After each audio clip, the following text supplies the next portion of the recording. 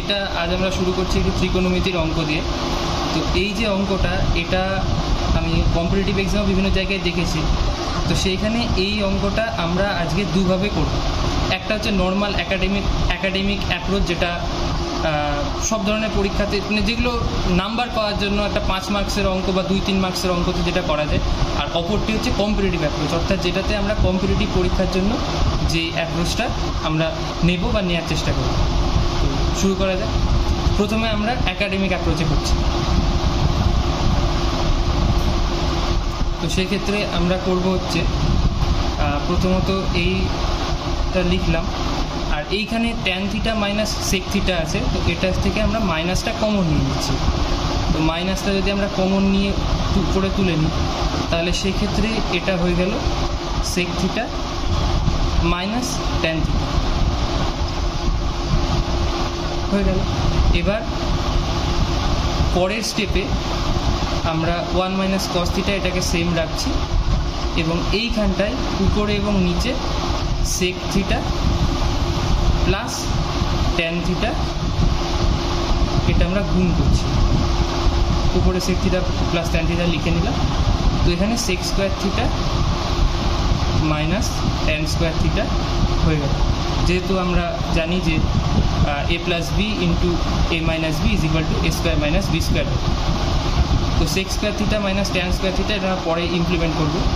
তো এখানে 1 minus cos theta 1 by cos theta is equal to sec theta, সেটা আমরা এখানে লিখে নিলাম।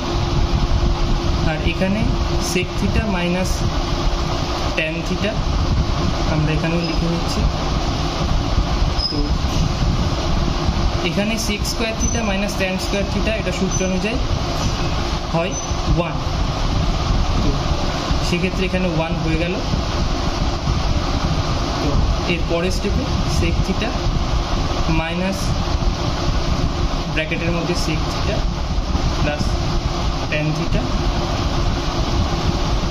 সমান সমান sec theta minus sec theta minus tan theta. তো এখানে সেক থিটা এবং মাইনাস সেক থিটা এটা এই দুটো পরস্পর ক্যান্সেল হয়ে যাচ্ছে। সমান সমান এর সিম্পলিফাইড ভ্যালু আসছে ট্যান থিটা। এটাই আমাদের উত্তর এবং এটাই দেওয়া ছিল। যাই হোক, তো এবার আমরা যে অ্যাপ্রোচটায় যাব সেটা হচ্ছে কম্পিটিটিভ অ্যাপ্রোচ।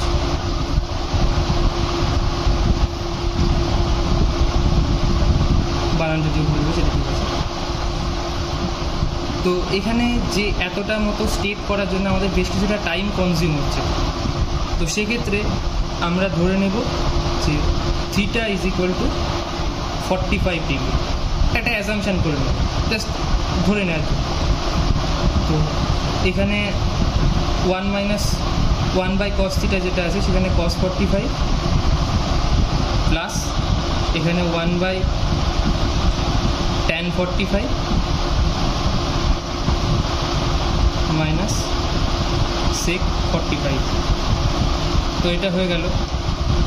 তো যার জন্য এবার 1 বাই কস 45 এর মান হয় 1 বাই রুট 2, আর ট্যান 45 এখানের মান ট্যান 45 এর মান হচ্ছে 1, আর সেক 45 এর মান হচ্ছে রুট 2।